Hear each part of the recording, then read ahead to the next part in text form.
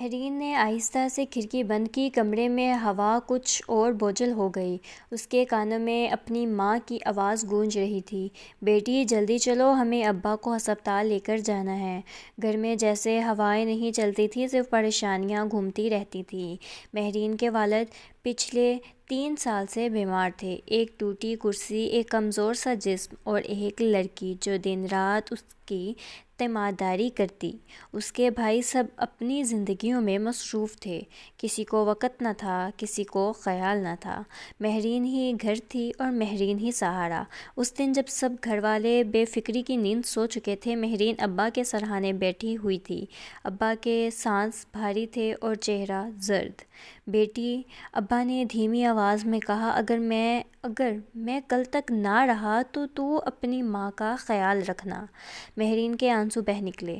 ابا، آپ ایسا کیوں کہتے ہیں؟ اللہ سب ٹھیک کرے گا۔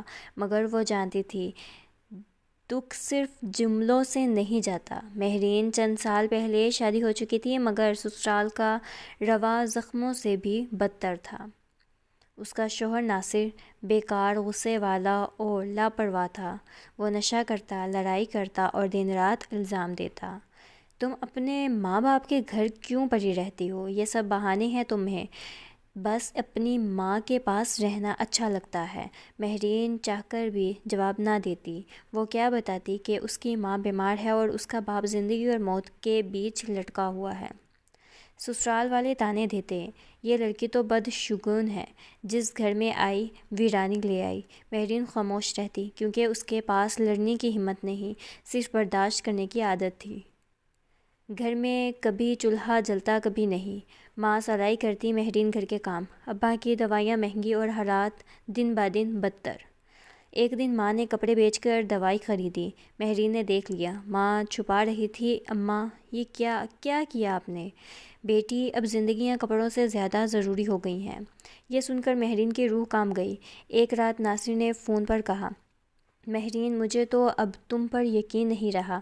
تم اگر اپنے ماں باپ کے گھر ہی رہنا ہے تو رہو، میرا گھر تمہارے بغیر بھی چل جائے گا۔ یہ وہ رات تھی جب مہرین نے پہلی بار دل کی گہرائی سے محسوس کیا کہ شاید اس کا تعلق کہیں بھی نہیں۔ ابا کی حالت بگڑنے لگی۔ ڈاکٹر نے کہا اگر جلدی علاج نہ ہوا تو ہم کچھ نہیں کر پائیں گے۔ مگر پیسے کہاں سے آئیں؟ قرض، گھر والے، کون مدد کرتا؟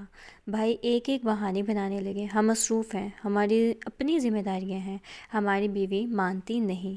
اور مہرین ایک بیٹی، سب کے انکاروں کے باوجود اپنے باپ کے ہاتھ سے ٹھنڈا پانی پلانے بیٹھی رہی۔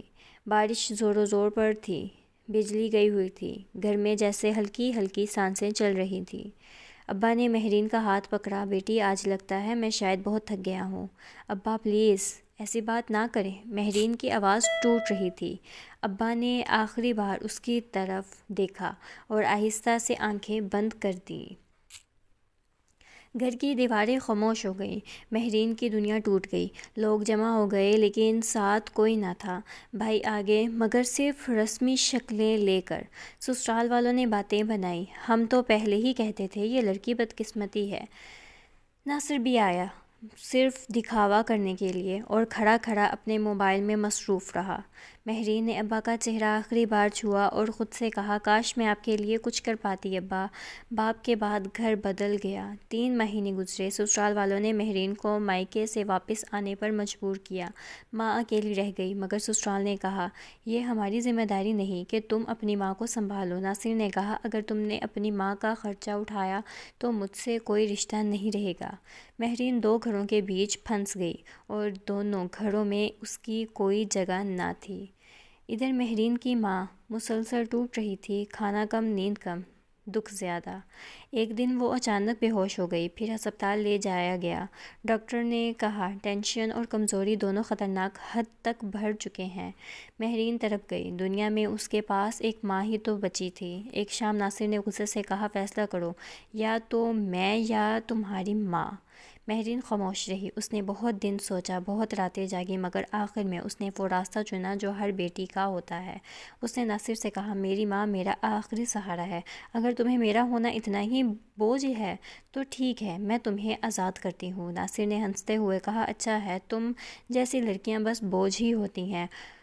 اور یوں 4 سال کی شادی ختم ہو گئی، صرف ایک جملے پر۔ مہرین دوبارہ ماں کے پاس آ گئی۔